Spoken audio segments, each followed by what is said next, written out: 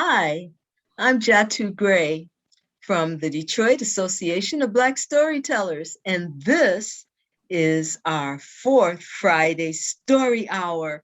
And I'm really excited about it because we got some heavy hitters tonight. And we're going to start off with a guy named James Graham, to be exact. Now, James started storytelling while reading bedtime stories to his grandchildren. And the start of his career was because of these bedtime stories.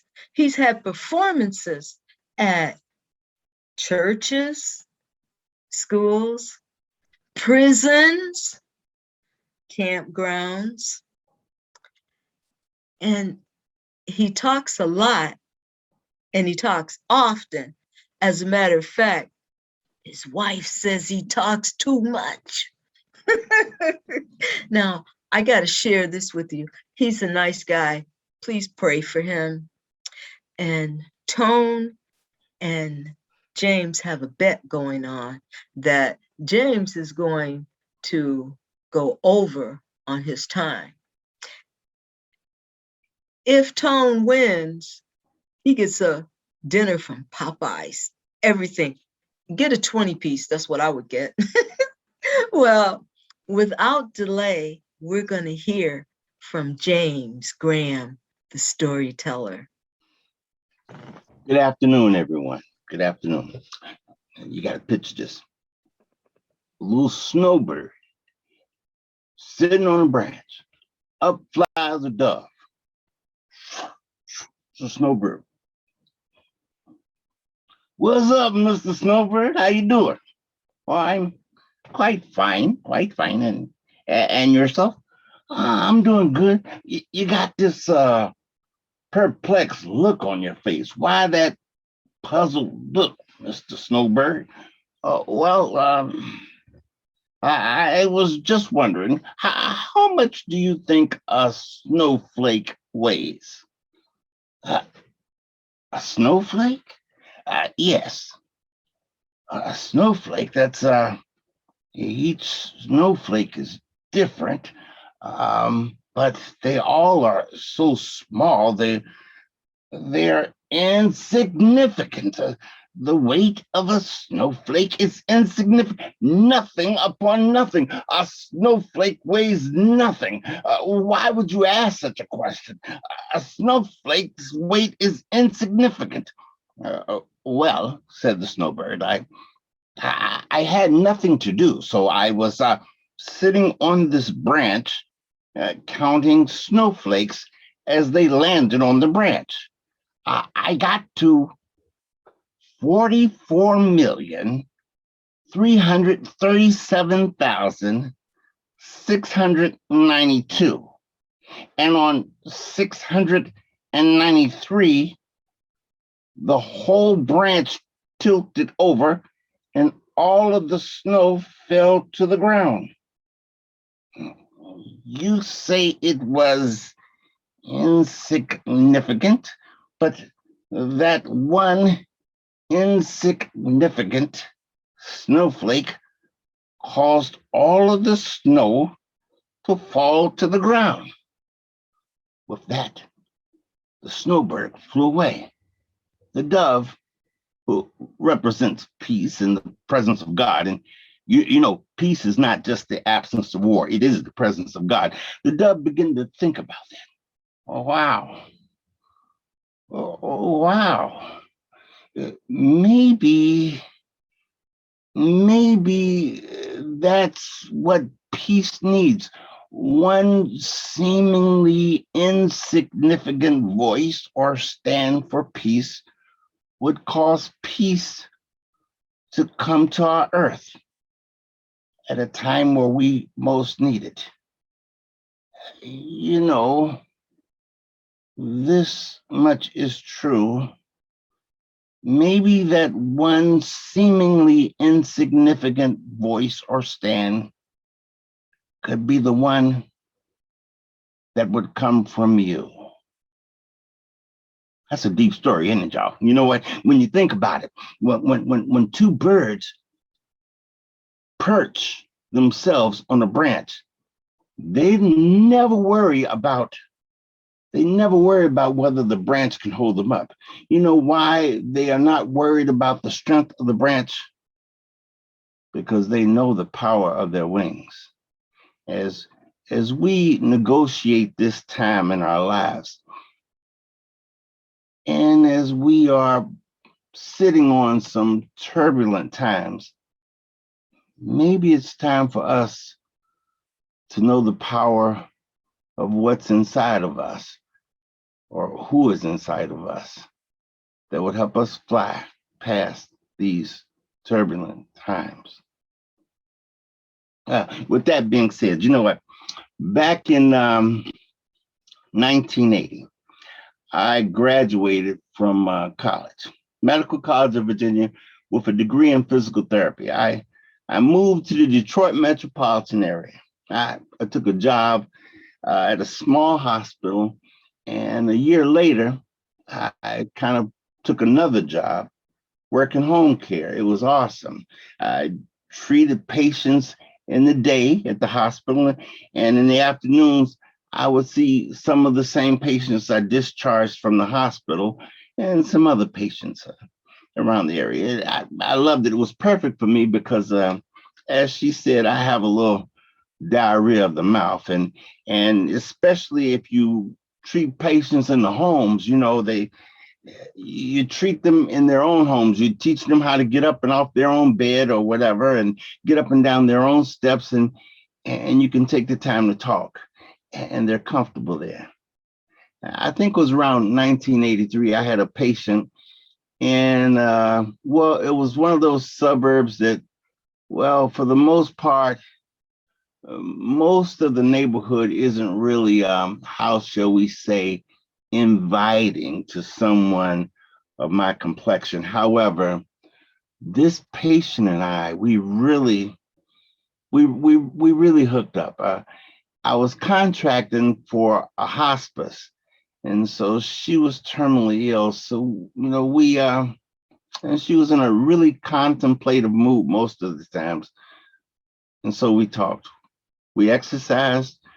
We went over a whole lot of safety techniques, and we talked, and we really talked. It was nice. When I discharged her, she gave me something. It was a plaque. It was a plaque, and on the plaque, on this wooden plaque, it had a poem inscribed. It was the Song of the River. It's about William Randolph Hearst, Patty Hearst's grandfather, a rich guy, newspaper magnate. The Song of the River, it goes like this. The snow melts on the mountain. The water goes down to the stream. The stream in a turbulent fountain with the sound of youth to sing runs down to the riotous river, and the river flows to the sea, and the water again goes back in rain to the hills where they used to be. And I wonder if life's deep mystery isn't much like the rain and the snow, returning through all eternity to the places it used to know. For life was born on lofty heights, and it flows in a laughing stream to the river below, whose onward flow ends in a peaceful dream. And so at last, when our life is past and the river has run its course, it goes back over that self same track to the mountain that was its source. So why prize life? Or why fear death? Or why dread what is to be? The river ran its allotted span until it reached the silent sea. Then the water hearkened back to the mountaintop to begin its course once more. So we shall run the course begun until we reach the silent shore. Then return to earth in a pure rebirth in the heart of the virgin snow. So don't ask why we live or die, or whether or when we go, or wonder about life's mysteries that only God may know. You know, that was deep. That whole water cycle thing, it got to me. It kind of went deep inside me. It really kind of went deep inside me. Yeah, around 2000, I herniated a cervical disc, and the disc took out my balance and it messed up my sensation in the hands. And they said I could no longer be a physical therapist. Well, that's all right. It's all right. At 20 awesome years, I ended up going back to school. I got my teaching certification in earth science, y'all. So I got to teach that water cycle, you know. And I taught in the DPS, Detroit. I taught at Henry Ford High School. I would, I tried to make it a little fun and, you know, like a little interactive for the students. So I would kind of rap or I would sing songs for certain things. I had a song for the water cycle. The kids hated it, y'all. It went like this. Evaporation, the condensation leads to precipitation, precipitation, infiltration, and water cycle is done. The kids hated that. They would go, Mr. Graham, Mr. Graham, Mr. Graham, you know, but I just, you know me, I love that stuff. All right, fast forward to 2007. It was fifth hour, my prep period. There were some young, misguided youth in our school who had decided to skip class. They were in the stairwells shooting craps. Something went wrong. Somebody pulled a weapon and they were running around the schools. They called a lockdown on the schools. They told us to bring all the students in the classroom, to lock the doors, pull the windows down, and turn the lights off. I went out to help clear the halls. They said, clear the halls. I found two of my former students, ST and AL. They were the only two I could make come into my classroom. Now, I didn't have desks. I had workbenches, you know. And when they came in, I was trying to keep them calm. So I decided we had to do a little something. You know, AL loved earth science. And so I figured she was going to be easy. I gave her a book, and ST did too. But ST loved to read. However, her reading fluency was horrible. I was always trying to work for a chance to, looking for a chance to work with her reading. At any rate, I decided we was going to do a little round robin reading where I would kind of read, with really kind of emphasizing the fluency and bringing over the meaning, with earth science, And then AL would read a paragraph and then ST. Myself, AL, ST. We had this little thing. Around the third round, ST said, I got it, Mr. Graham. I got it.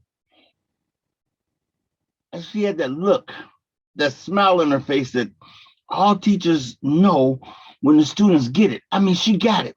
And she started reading, and she was reading with such fluency. It was awesome. AL and I both just kind of sat back, and this young lady was really reading. It was a thing of beauty. I was sitting there thinking, here we are, on the floor, a helicopter going overhead, and ST has really kind of got this. She, at a moment like this, we really picked up something that was really kind of meaningful and important. I never forgot that. But well, fast forward, I retired and now I'm doing grandpa duty.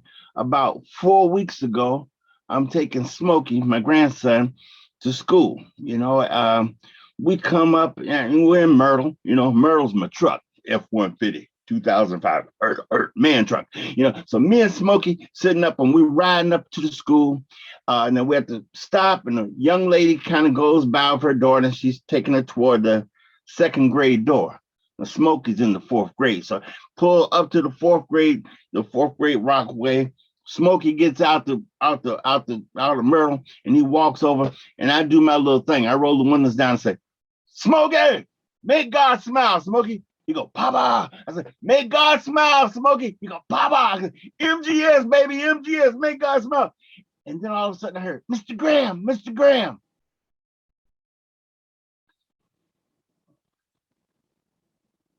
It was ST, y'all. She was that young lady that had walked the little second grader to the door. She came over to the truck. Big smile. She told me that her daughter's a good student. She said, "She's a great reader, Mr. Graham." She says she reads to her every night.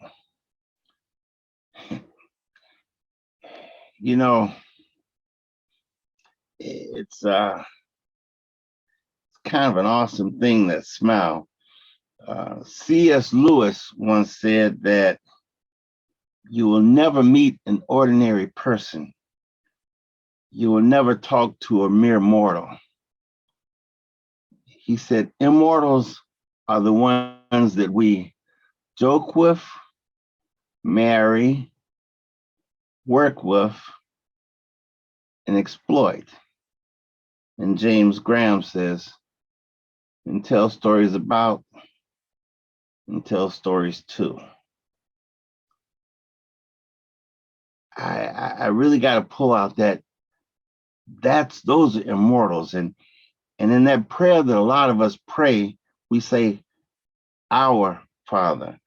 So that means we all are related. If we are, and a father really smiles when his children show love to each other. So I'm going to end right here. But before I do, I want you to think about that snowbird. And check this out. I don't know if I said it. Yes, I did.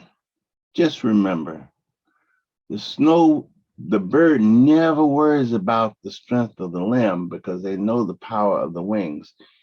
And we know the power of what we have on the inside of us. So we shouldn't have to worry about standing on weak ground during these uncertain times. I'm going to end my session here tonight, and I'm hoping I'm less than 15 minutes. And so I'm hoping the tone owes me my Popeyes dinner. But I want to end with this. This story was told, and it really was true. And I hope my reason for telling it in some way did reach you. You see, just like I tell Smokey, my grandchild, do your best to make God smile. Y'all be good. Wow, that was really great. James is such a great teller of stories. Once I did a show in which he was also headlining. I was so nervous. Sweat was just popping off of me. I was trying to drink water, couldn't remember what my lines, my makeup, oh no. A great storyteller. Thanks, James. And next we have Roshonda WOMACK. SHANI is what we call her. And she's from Flint, Michigan. She's a clinical therapist and co-pastors with the Underground Church with her husband, Todd.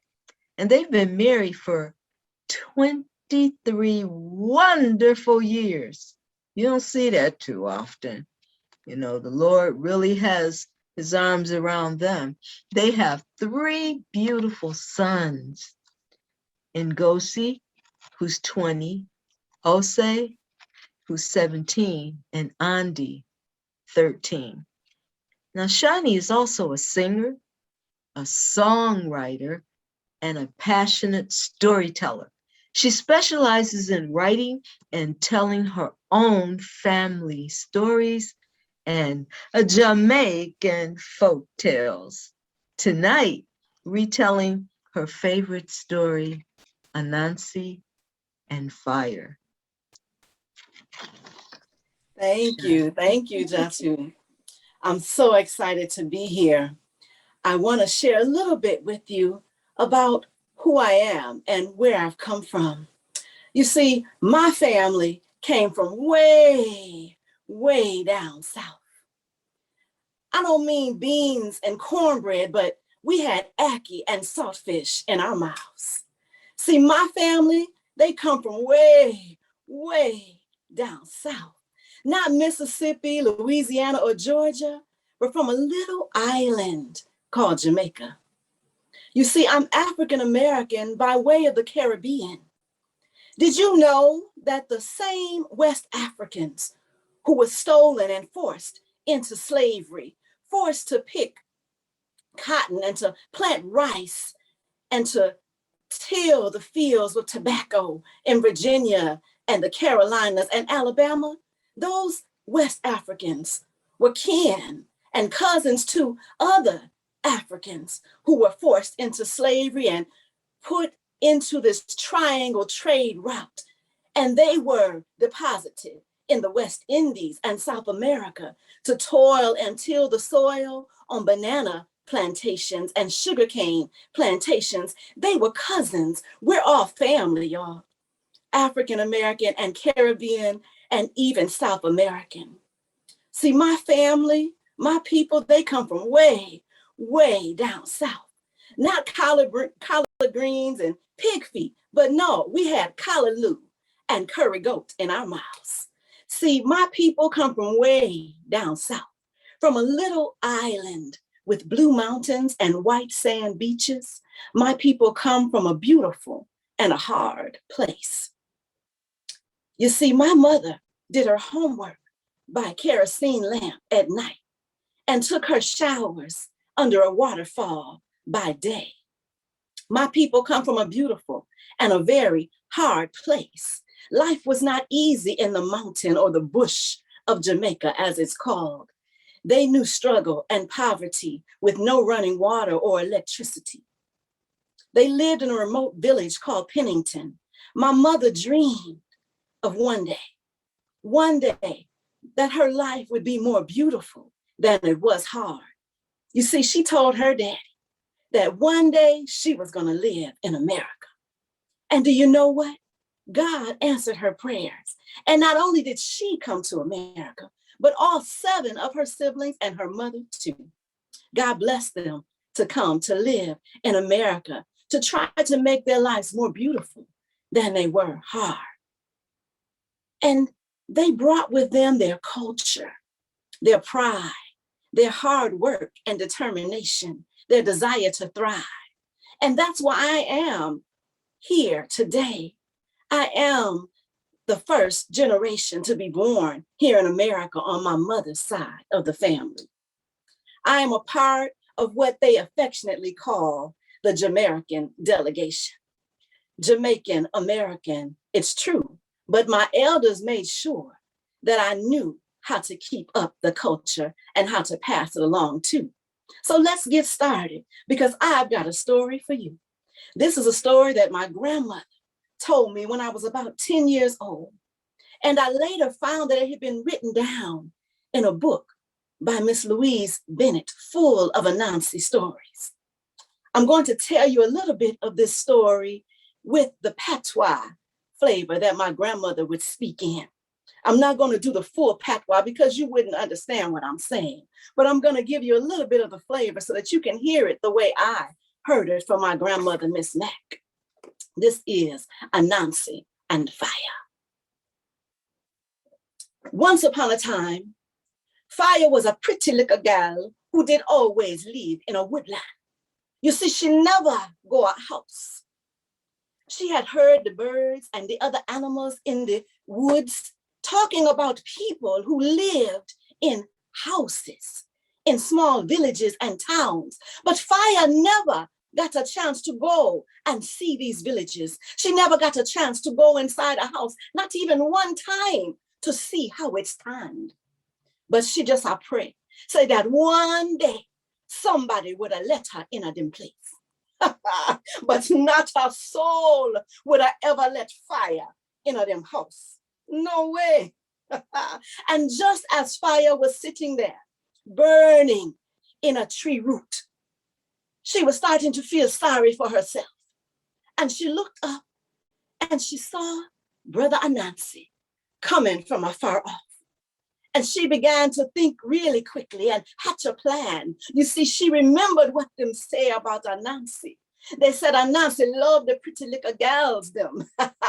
And they say Anansi turned fool for the females.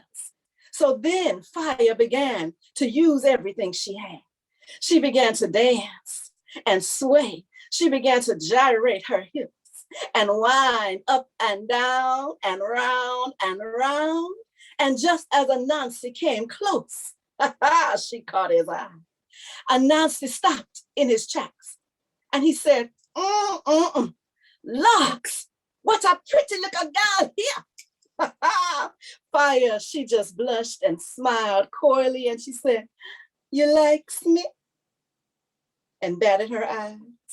Anansi says, Sister Fire, I go for you like ants go for sugar. I like you like bees, like honey.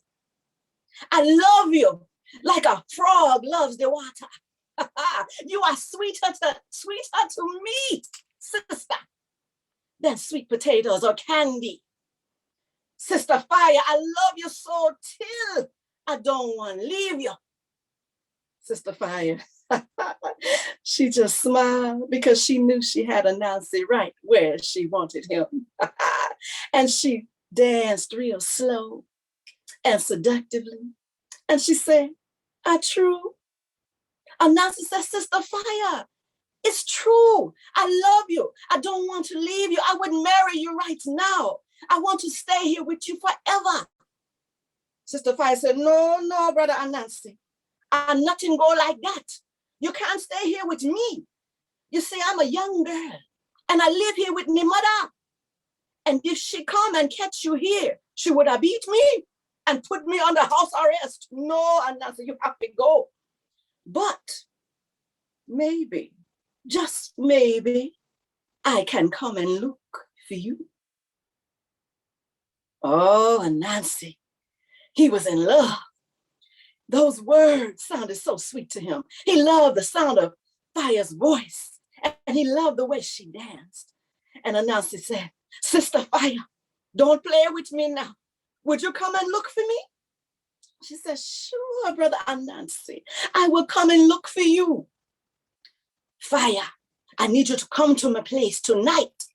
What time can you come? I can probably slip away about 8.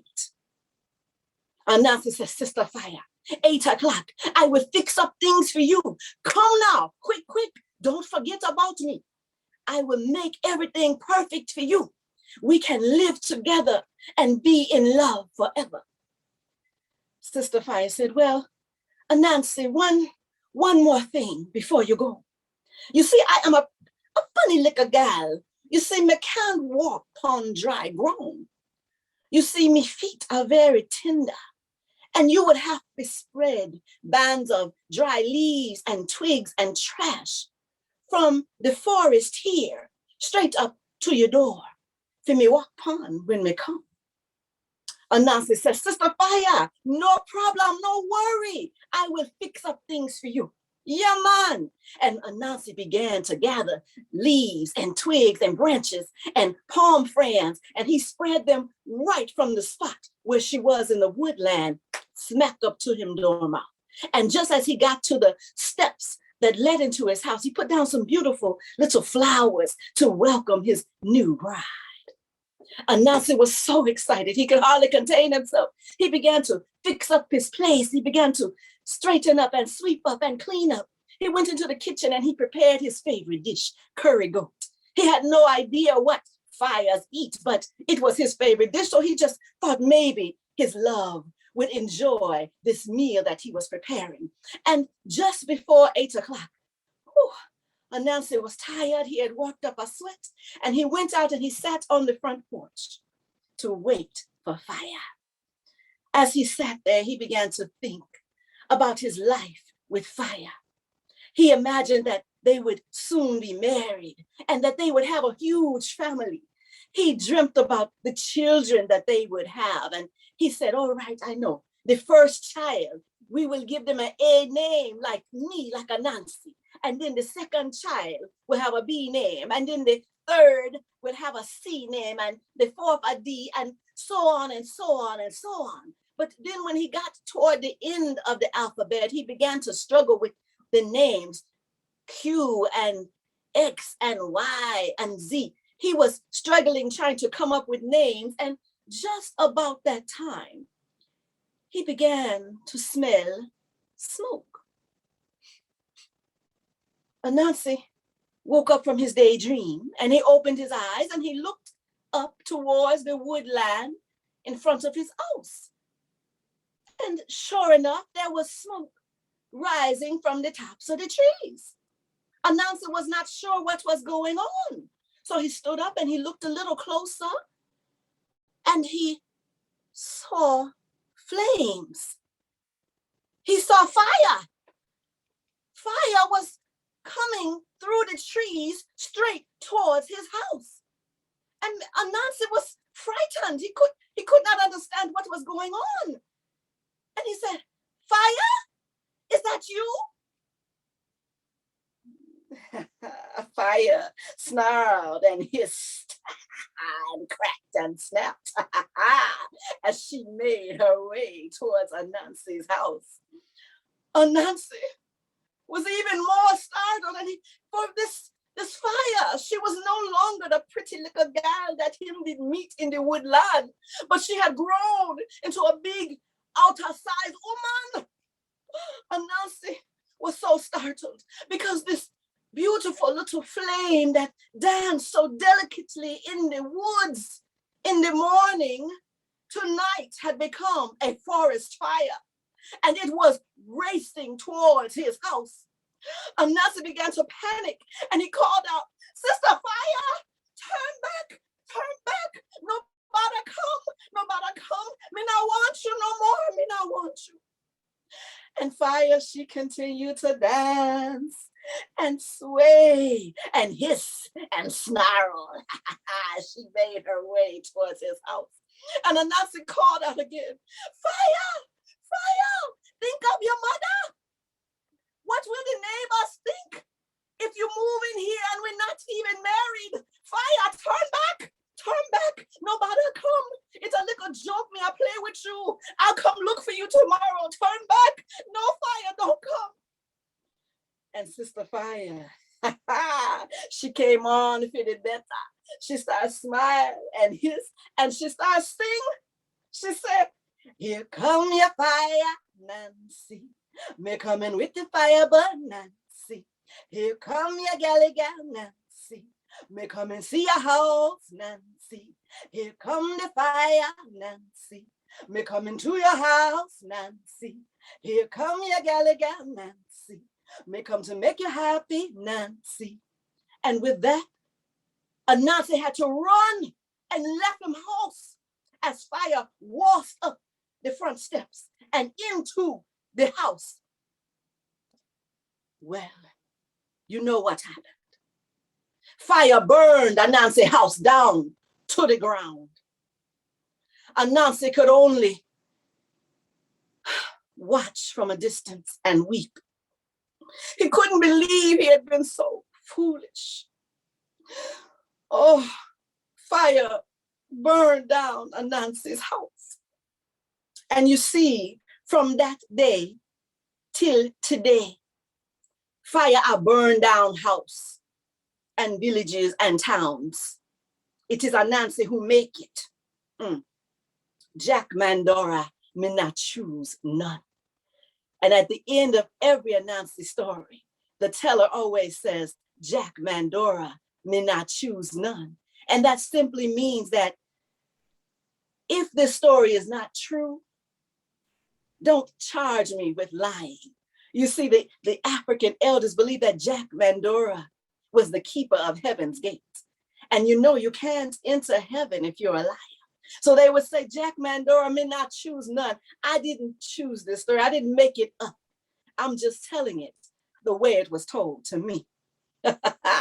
So that is how they relieve themselves of all liability for telling a story that might not be exactly true.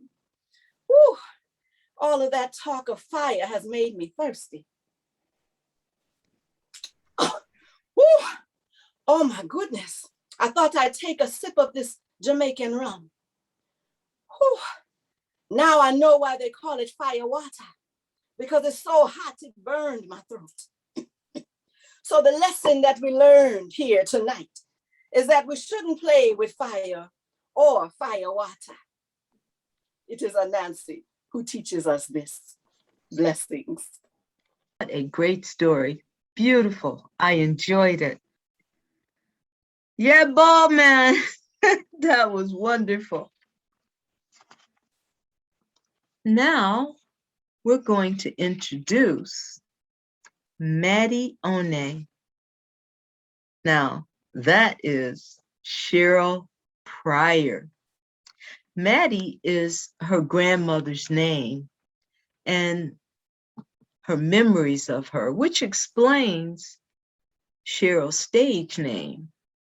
Cheryl is a teacher, a writer, a business owner, a trainer, and yes, a storyteller. She loves telling historical, cultural, and personal stories, especially to our children. She's told stories to her students, and yes, kids can be a tough crowd to make them laugh, but Cheryl mastered that. And she has told stories to schools, campfires, churches, family, unions, and I saw her at the Charles H. Wright Museum of African American History. Oh, I was blown away. Simply marvelous. Now, she's a member of the Detroit Association of Black Storytellers and the Storytellers League, the National Association of Black Storytellers, the Ann Arbor Guild, carrying the oral tradition of DABs to enhance the education of our youth. Let's hear from Miss Maddie One. Life Lessons of the Village. Some time ago, the village of the Normandy Debts and Dares was established in Northwest Detroit. In my village, everyone knew everyone, especially my father, who knew people several villages over. Every year, the villagers would block off the street and have a block cookout. We had games and races and food and all types of things. If I remember correctly, there were only 2 homes on the block that did not have any children. But I guarantee you that those adults knew the names of the children and their parents. My father and the other men in the neighborhood were the neighborhood watch. One day, across the street from me, there was a break-in. My father and the 2 other men ran across the street, grabbed the perpetrator from the upstairs window, marched him all the way home, and to the neighborhood's delight, we could hear that young man hollering throughout the block. Our neighbors taught every child on the block something. Mrs. Ross taught me how to sew with a needle and thread.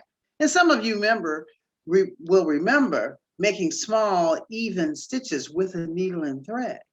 There was also Mrs. Mapson, who was a dressmaker. And I wasn't really interested in becoming a dressmaker, but I certainly liked the idea of being my own boss. And then there was Mr. and Mrs. Douglas, who taught us about bees. Now, one day we had a large Vlasic pickle jar and we captured a queen bee and we put a flower inside too. And as we were looking at the queen bee buzzing around, we thought she needed some company because queens have to rule over something or someone. So we captured about 20 bees. Now, when we captured those 20 bees, we stood there with that large Vlasic jar and we were shaking it around and jostling it around. And the next thing you know, there was an argument about who was going to carry that jar next. Well, you know what happened next? Bam! Those bees escaped, and you would have thought for the next hour on our block that there were no children who resided on the block at all. Now, fortunately, no one was stung. Also, in the Douglas family, there were 5 children. And the oldest was a girl who was about 5 or 6 years older than I was. And I asked her about boys. And I asked her about boys because I thought she was reputable. And I knew that she was not going to tell my parents. And then there was Mrs. Johnson, who was a hairdresser. Mrs. Johnson's hair was always perfectly combed. And she taught us that our hair was our crown and that we always had to keep it neat. And then, of course, there was Mrs. McDonald and Mrs. Gray. Excuse me, Mrs. Gibson. They were the village tattletales. And one day we found out that Mrs. McDonald was not married to Mr. McDonald, whose real name was Mr. Graves. And we wanted to know why not. Well, some of our parents told us they were living in sin. Others said, love does not always end in marriage.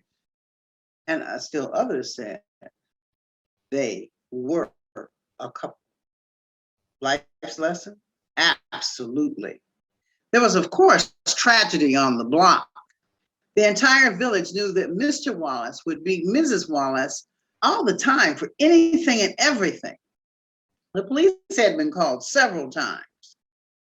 But this evening, Mr. Wallace came home and he was beating Mrs. Wallace. And all of a sudden, the police were on the block from everywhere. And all the children were told to go home. Mrs. Wallace had stabbed Mr. Wallace about 20 times. The police wanted to arrest her, but the village women were not having that because they said that the police had been out there several times. She had been hospitalized several times. And if they were going to arrest anyone, they should have arrested Mr. Wallace. And the men of the village stood behind the women. Mrs. Wallace was not arrested, but unfortunately, Mr. Wallace died. After that, all the parents, the villagers, talked to the boys about keeping their hands to themselves and not hitting women, and told the girls that you'd better keep your hands to yourself. Now, as a child, that's a traumatic thing that someone died because we were fighting and stabbing, no less. But it was definitely a lesson. And this incident also taught us that there was power in numbers and that women had a voice. Now, next door to me, there lived a severely learning disabled youth. At that time, we called him mentally retarded. And everyone would throw rocks at him or tease him, but I didn't. He was extraordinarily strong. He was nonverbal. Life lesson, everyone is not born the same, but that is not a reason to mistreat anyone. Now, one day, my friend and I walked to the drugstore, which was customary. You know, we always were sent to the drugstore, to the post office, and whatever. And as we walked to the drugstore, outside the drugstore were 2 white men who said that we were cute. Now, the store was owned by an older Jewish man, and the cashier was a Black woman. Now, the Black woman heard the 2 men. She told us to go home now. And she had that look on her face like, you better do exactly what I'm telling you right now. The owner took it a step further. He said, you don't have enough money to make your purchase, and you need to get your parents. Now, this had never happened to my friend and I before, but we didn't understand, but we went home.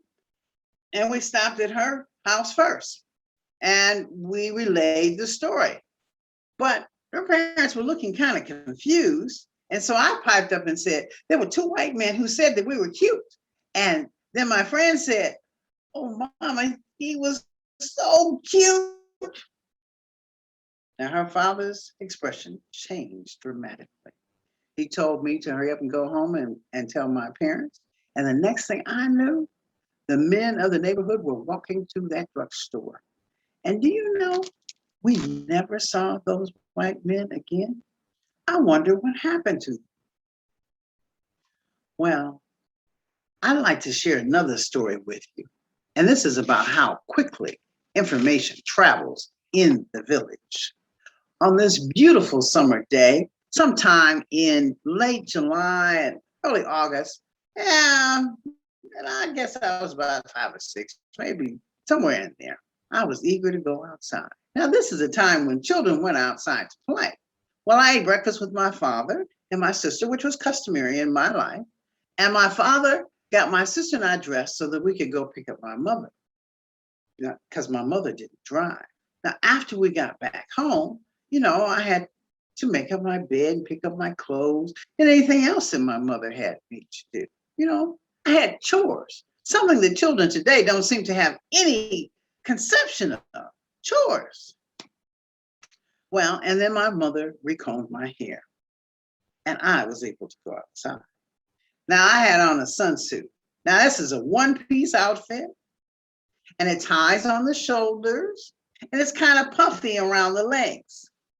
It's like shorts, but shorter. And no, this is not the precursor to booty shorts. This was a sunsuit. And now your legs are uncovered to the top of your thighs. And there's no sleeves, which was quite comfortable, except when you waited to the last minute to go to the bathroom or when the mosquitoes were hungry and you were in the park. But anyway, when I looked outside, I looked all down the block and all the lawns were perfectly manicured and there were some flowers and a lot of things because the block was getting ready for their annual lawn contest where they would judge the best lawn, the best flower bed, the best backyard, best vegetable garden, and so forth and so on. Now, my father had won several years in a row, and there was healthy competition. And I always thought that my father should have won best backyard because we had a swing set. Wasn't that important too? Well, I guess it really wasn't to everyone else. But my father had a green thumb. Really was a black thumb because he had a relationship with the flowers and the soil and everything in nature. Good, rich black soil is a sign of life, and he could grow anything. Now the birds were singing, and this was going to be a great day, at least so I thought. I was playing with my sister for a brief time, at least until my best friend could come down the street. And she came down to my house, and we played hopscotch, and then we decided that we were going to go down to her house and sit on the porch. Well, we have things to discuss, like our parents and, siblings. And when was she going to get her training wheels off her bike? Because mine were off my bike, important things. And after our daily briefing, we decided to go to her backyard. And one of us found a stick and we were drawing pictures in the dirt at the foot of the stairs. As I was doing that, I looked next door and I saw all these beautiful flowers. And then I hunched Michelle and I said, look at all those colors. It's like a box of 64 Crayola crayons. And we started talking about how pretty they were. And we decided that our mothers would like a bouquet of flowers. There were roses, chrysanthemums, begonias, black-eyed Susans, azaleas, and others. No, we did not know the names of the flowers at this time, but we did learn them later from my father and Mr. Johnson. And then we decided to go next door to get a closer look. Somewhere Between walking from Michelle's back porch to Mr. Johnson's backyard, we decided that our mothers needed a bouquet of flowers, even though it wasn't Mother's Day. We debated this idea, but we decided that it would make our mothers really happy. I do not remember who or how we got scissors, but we got them because we didn't want to break the flowers. We didn't want to mess up Mr. Johnson's backyard. We thought about all the details, or at least so we thought. And Michelle decided that we should use wax paper and wrap the flowers up, like a real bouquet and with a rubber band. Now we were ready. Now let me tell you, we cut all Mr. Johnson's flowers because we wanted really big bouquets. Mr. Johnson's flower bed was bare. I mean, there was not a flower to be seen anywhere. We didn't want to tear up the yard. We cut the stems with the flowers and left everything else. And then we went to work making our bouquets. We laid out that wax paper, lined up the flowers according to height, so the tallest ones are in the back, and wrapped the wax paper around the flowers and put that rubber band around them so that the wax paper kind of crossed like this in the front. We were so meticulous. And voila, we had two big, beautiful bouquets. We were so proud. What happened next seemed like it happened in minutes. We each went home and gave flowers to our mother. I gave my flowers to my mother and she said, "Oh, these are beautiful." And I beamed because I was so happy and proud of myself. And then she put them in a vase. Then she asked, "Where did you get them from?" I didn't lie. I said, "I picked them." But before she could ask me another question, my baby sister started crying. And unbeknownst to me, that was a temporary reprieve because my freedom was about to be taken away. And I went back outside. And when I went back outside, my father was pulling up from work. "Wait, hi, Daddy." Dun, dun, dun, dun. There was a storm about to hit, but I didn't know it. I walked down the street to my other friend's house, and I saw Mr. Johnson coming down the street. Well, that didn't alarm me. They talked all the time. But my father's look changed. He went into the house, and the next thing I knew, my mother was calling me inside. And she had the flowers in her hand, and she threw them down into the trash can, and she was saying all types of things, and I didn't understand, and I was crestfallen because that was all my hard work. Oh my God. And my father, whom I referred to as Quick Draw McBelt, had that belt out and he was hanging up here in the air. And the only thing I could do was anticipate this thing on my skin. Oh my God. And as he's whipping me, he says, "Who gave you permission to pick those flowers? What are you doing? And have you lost your mind?" And he was whipping me and asking me these questions. And finally, I tried to get out to him. I just wanted Mama to have a beautiful bouquet of flowers. He looked at me. "Why don't you pick flowers from your own backyard?" I didn't have an answer. I hadn't thought about that. Well, I was banned from seeing Michelle, and I couldn't go off the porch. I sat on the porch and cried, and my mother just looked at me.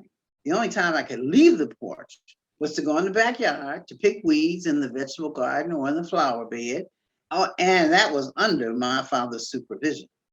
As it turned out, Michelle got the same punishment. She got the whipping or the spanking, to be politically correct, just like I did. I couldn't understand how we both got the same punishment. My parents didn't call her parents, and hers didn't call mine. How did that happen? Well, anyway, in addition to that, Michelle had to help Mr. Johnson replant his garden, which she enjoyed. Now, the other kids on the block, oh man, they laughed at Michelle and I, talking about we got a whipping. And they were saying, "Oh yeah, we could hear you all down the block." But anyway, Mrs. Wallace and Mrs. McDonald walked by my porch, and they looked at me and they said, "You should know better. You shouldn't have done that, and you should have gotten more than a spanking." Well, from my perspective, a whipping was enough. Life lesson: people like to rub it in when you're down. Now, later I heard that Mr. Johnson wasn't really upset. He thought it was kind of funny because we hadn't torn up the yard.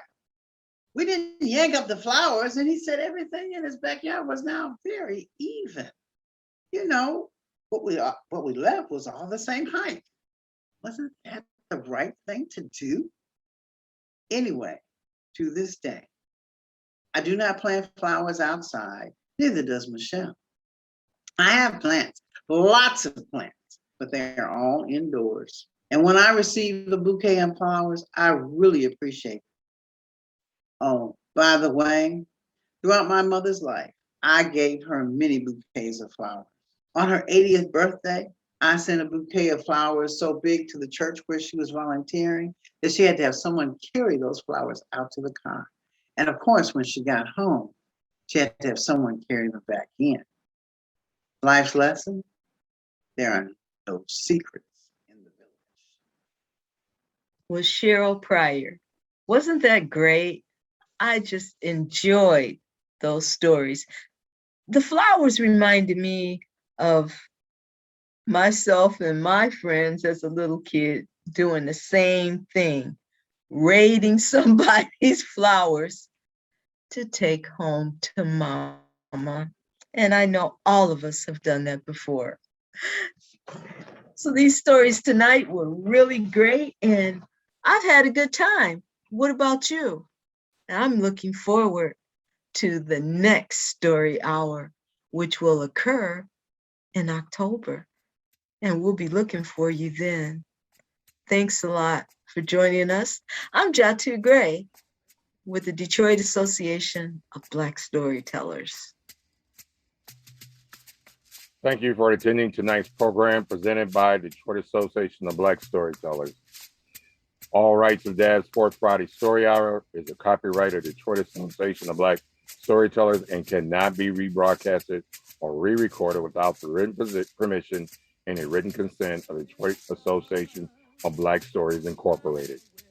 If you missed any of tonight's performance, you can tune into Dad's podcast for a replay of this broadcast on buzzsprouts.com or come to the Detroit Association of Black Storytellers YouTube page right here and watch the entire program again. If you live in the Detroit area and have interest in becoming a storyteller, please contact Dabs at dabstorytellers@gmail.com. That's dabstorytellers@gmail.com or call 313-442-3227. That's 313-442-3227. If you happen to live outside of the Detroit area and are interested in becoming a storyteller, please visit the National Association of Black Storytellers website or call 410-947-1117. That's 410-947-1117. Or email them at questions@nabsinc.org. That's questions@nabsinc.org.